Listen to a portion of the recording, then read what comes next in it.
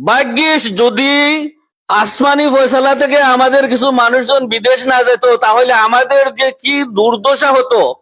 আমরা হতাম গোটা বাংলার একটা চিরশত্রু হিসাবে জাতি, কারণ আমরা বঞ্চিত হতাম। বঞ্চিত মানুষজন তার ভূমিকা রাখতো অন্য ধরনের।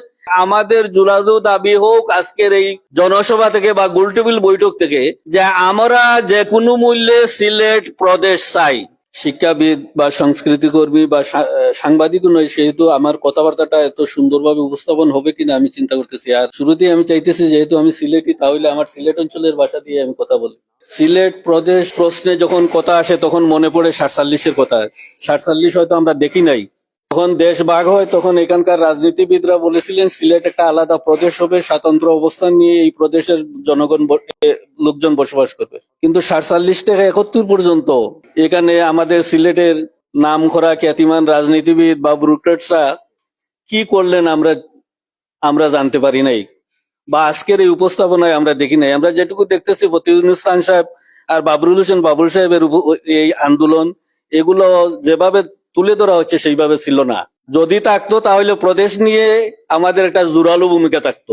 কারণ পাকিস্তানের রাজনৈতিক নেতারা আমাদের সাথে ওয়াদা করেছিলেন সিলেট একটা আলাদা প্রদেশ হবে, আমাদের স্বকীয় স্বতন্ত্র পরিবেশ সংস্কৃতি সবগুলো আলাদা থাকবে। কিন্তু আমরা এই পাকিস্তান আমলে প্রায় 22 বছর আমাদের অবস্থান বিলিয়ে দিয়ে আমাদের শিক্ষা, সংস্কৃতি, সামাজিকতা সবকিছু বিলীন করে আমরা এই পাকিস্তানের সাথেই থাকলাম। আমাদের প্রদেশ বাস্তবায়নের কোনো কিছুই হলো না, কোনো দাবি হলো না। আমার মনে হয় কেউ কোনো আন্দোলনও করে নাই। হলে আমরা না হয় ছোটবেলাও শুনতে পারতাম।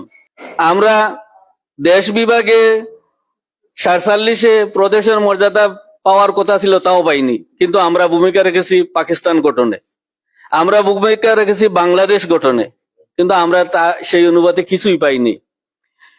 আজকে যদি আপনাদের এই ফোরাম কোনো উদ্যোগ নেয় যে জালালাবাদ প্রদেশ বাস্তবায়নে আপনাদের তৎপরতা বহাল থাকবে, তাহলে আমরা আপনাদের কর্মতৎপরতা আগামী দিন দেখব কিভাবে আপনারা এই উদ্যোগকে বাস্তবায়ন করবেন। বা আজকের যে উপস্থাপনা আপনাদের দেখতেছি, আমি শুরুতেই উনি যে আপনাদের উপস্থাপনায় আসছে, প্রদেশ গঠন একটি জটিল ও সময় সাপেক্ষ বিষয়।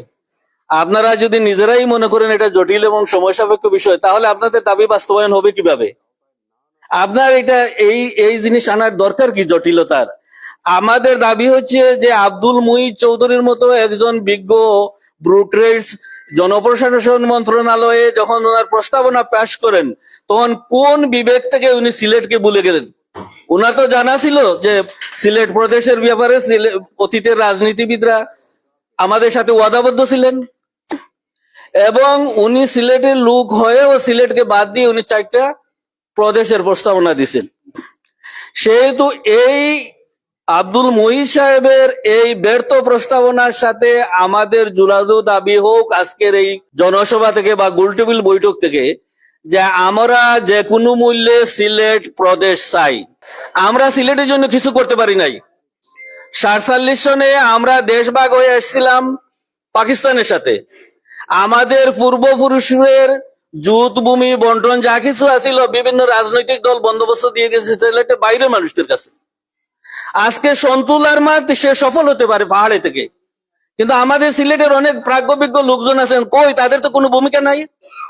আমাদের যে হাজার হাজার একর জমি বন্দোবস্ত দেওয়া হলো নন সিলেটিদের কাছে, আমরা কি কোনো দাবি রাখেছি? ভাগ্যিস যদি আসমানি ফয়সালা থেকে আমাদের কিছু মানুষজন বিদেশ না যেত, তাহলে আমাদের যে কি দুর্দশা হতো। আমরা হতাম গোটা বাংলার একটা চিরশত্রু হিসাবে জাতি, কারণ আমরা বঞ্চিত হতাম। বঞ্চিত মানুষজন তার ভূমিকা রাখতো অন্য ধরনের। আমাদেরকে বেঙ্গলিরা টার্গেট করত। কিন্তু সন্তুলার মাঝে দাবি আদায় করে নিতে পারলো যে পার্বত্য চট্টগ্রাম এই দেশেরই অঞ্চল, কিন্তু সেখানে কেউ গিয়ে বাংলাদেশ থেকে জায়গা কিনতে পারবে না, পয়সা দিয়েও কিনতে পারবে না। কিন্তু সিলেটের সব জায়গা জমি বন্দোবস্ত দেওয়া হলো নন সিলেটের মানুষদের। এটা কি প্রতারণা নয়? আমাদের স্বতন্ত্র অবস্থান এবং স্বকীয়তা বজায় রেখে প্রদেশের মর্যাদা দেওয়ার কথা বলে আমাদেরকে আসাম থেকে নিয়ে এসে আমাদের পূর্বপুরুষের পিঠাভূমি সবকিছু বন্দোবস্ত দেওয়া হয়ে গেল। আমরা যদি এই সমস্ত বিষয় জোরালোভাবে তুলে না ধরি এবং এই সময় না ধরি, আমাদের রাজনৈতিক নেতারা কিছু করবেন না। সব নেতাদেরই আমরা দেখছি, সেই তো 50, 60, 70 বছর যাবৎ দেখলাম বড় বড় নেতারা কিছু করেন নাই। আপনারা যদি মনে করেন যে আপনারা শপথ নিয়ে ওই অন্তর্বর্তী সরকারের সময় ডক্টর ইউনূসের মাধ্যমে আমাদের সিলেটের দাবিটা ভালোভাবে তুলে ধরে আদায় করে নিতে পারেন, তাহলে নিতে পারবেন, আর না হয় আমার মনে হয় হবে না। সেহেতু আপনারা শুরু করেন, আমরা যারা দেশে বিদেশে আছি আপনাদের সাথে সহযোগিতা করব। আমরা চাই আমাদের স্বতন্ত্র প্রদেশ, আমাদের স্বতন্ত্র ভাষা, আমরা কারোর সাথে মিশতে, সামাজিকতার দিক দিয়ে মিশবো, কিন্তু আমরা বিলীন হতে চাই না। সেহেতু আমাদের রক্ষা করার নিয়তি যদি আপনারা এই সুউদ্যোগ নেন, আপনারা ভূমিকা রাখেন জোরালো, এবং আপনারা সফল হন, এই দোয়া করে আমার বক্তব্য শেষ করছি। আসসালামু আলাইকুম।